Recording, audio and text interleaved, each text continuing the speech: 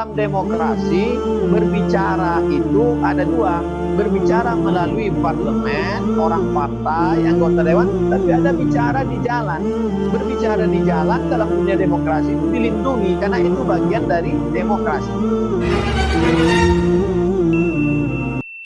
Pertanyaan yang terakhir untuk Ustadz Abdul Somad, bagaimana pandangan Ustadz Somad? Karena ini punya kaitan semuanya.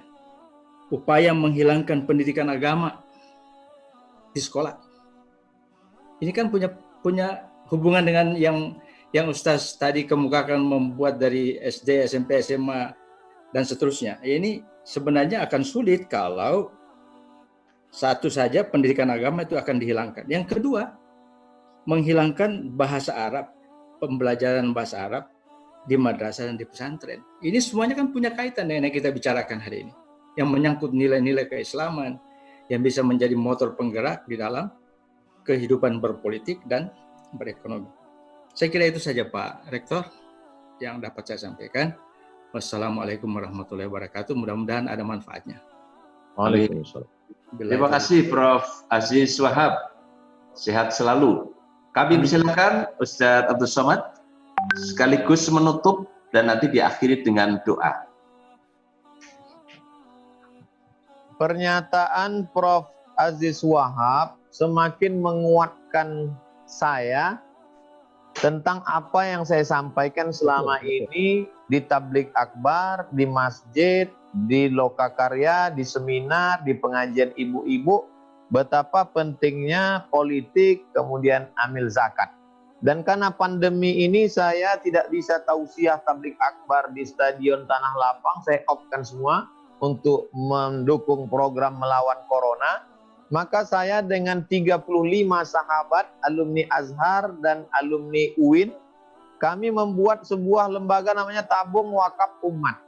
Lagi-lagi Tabung Wakaf Umat ini programnya 3. Pertama, pendidikan. Yang kedua, sosial. Jangan lagi ada anak umat Islam yang tidak sekolah. Karena bagaimana mengangkat harkat martabat pendidikan. Yang ketiga, ekonomi. Bagaimana tanah yang mati tidak tergarap, kita bisa garap dengan menjual program wakaf tanam jeruk nipis. Karena ini kebutuhan untuk kota Pekanbaru ini saja, satu harinya 1 ton. Dan kita bisa ekspor. Tapi ini program panjang. Karena kita perlu tanahnya. Tapi kalau tidak kita mulai, maka saya mengajak tokoh masyarakat, alim ulama, bekerja sama, ta'awanu alal birri wat taqwa. Kita sudah lama tahu ayatnya. Tapi bagaimana kita mengaplikasikannya dalam bentuk sebuah gerakan, yaitu gerakan wakaf. Nah, lalu kemudian tentang penghapusan pendidikan agama Islam, penghapusan bahasa Arab, perlu kita pahami setiap ada sesuatu keputusan yang kontroversial, dia selalu bermata dua. Yang pertama, pengalihan isu. Yang kedua, test case. Termasuk RUU HIP. Ketika umat Islam diam, maka dia akan berlanjut.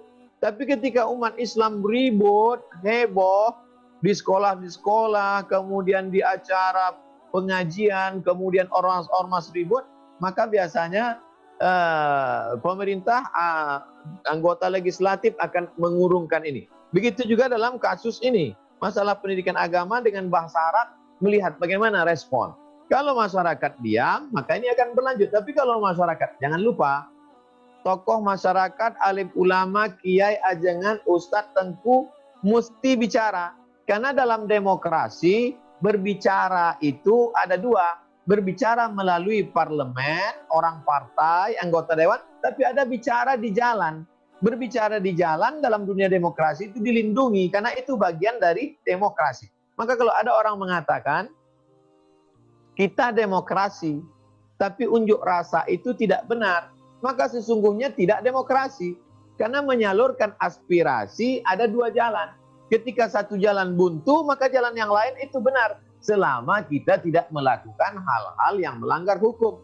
Melanggar hukumkah kita ketika beberapa waktu yang lalu, umat Islam marah, tidak ada satu rumput pun yang rusak. Umat Islam marah, ada saudara kita non-muslim lewat di depan katedral, tetap diberi jalan, dihormati, dimuliakan. Begitu cara umat Islam. Dia hanya menunjukkan show force, bahwa kita punya kekuatan. Oleh sebab itu perlu disadarkan, jangan kita berapi-api semangat ketika mengkaji tentang masalah wudhu batal nggak batal ketika sentuhan laki-laki dengan perempuan. Berapi-api ketika membahas masalah darah haid, darah nifas.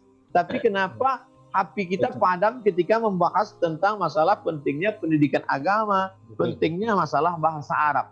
Nah, saya dulu beberapa tahun yang lalu mengusulkan kepada salah seorang bupati, mumpung Bapak punya kekuasaan, coba masukkan 5 pelajaran agama ke SMP. Quran hadis, akidah akhlak, bahasa Arab, sejarah Islam, fikih. Maka Bapak angkat 5 guru. Guru bahasa Arab diangkat dari mana? Fakultas Tarbiyah UIN, IAIN, Sekolah Tinggi Agama Islam. Guru akidah akhlak diangkat dari mana? Dari Fakultas Usuluddin. Karena di beberapa tempat Fakultas Usuluddin ini disebut FSP, Fakultas Sepi Peminat. Karena tidak tahu ini outputnya mau disalurkan kemana. Lalu kemudian guru hukum Islam, fikih diambil dari mana? Dari Fakultas Syariah. Bahwa mereka tidak siap mendidik karena tak ada pedagogi dan lain sebagainya. Mereka bisa ambil akta 4-6 bulan. Setelah itu mereka siap untuk lalu dites. Dan saya salah seorang ikut menjadi tim tes audisi guru-gurunya. Alhamdulillah berhasil diangkat. Gaji dari mana? Ini kaitan dengan Profesor Aziz Wahab tadi. Gajinya dari Basnas. Karena APBD tidak sanggup. APBD terbatas. Ustadz membangkitkan semangat umat. Berzakatlah, berzakatlah. Selamatkan anak kita dari narkoba. Selamatkan anak kita dari pergaulan bebas. Gaji guru bisa. Sekolah jadi full day. Yang selama ini pulangnya jam 1. Nanti sorenya dia akan diberikan dengan pendidikan tadi. Jadi 1 lemparan, 3 burung bisa mati, 1 dayung 2-3 pulau terlampaui. Kita bisa masukkan pendidikan agama. Lagi-lagi umat Islam mesti punya kekuatan kebersamaan. Kalau pasukan itu satu baris solid, maka orang yang tidak senang kepada Islam menjadi takut. Saya kira bagi orang yang pengecut, apa yang terjadi hari ini menjadi sebuah ketakutan. Tapi bagi orang yang punya semangat adrenalinnya justru bangkit dengan yang ada seperti ini. Saya tutup dengan ungkapan Buya Hamka terhadap Muhammad Nasir. Bersilang pedang di lehermu Nasir, tapi perjuangan itu tetap juga kau lanjutkan. Oleh sebab itu, saya tidak pernah khawatir karena Allah berjanji, wa may yartadda minkum an dinihi, siapa yang meninggalkan agama ini, siapa yang meninggalkan perjuangan ini, fasaufa ya'tillah, Allah akan ganti mereka biqaumin dengan sekelompok orang, yuhibbuhum wa yuhibbunah.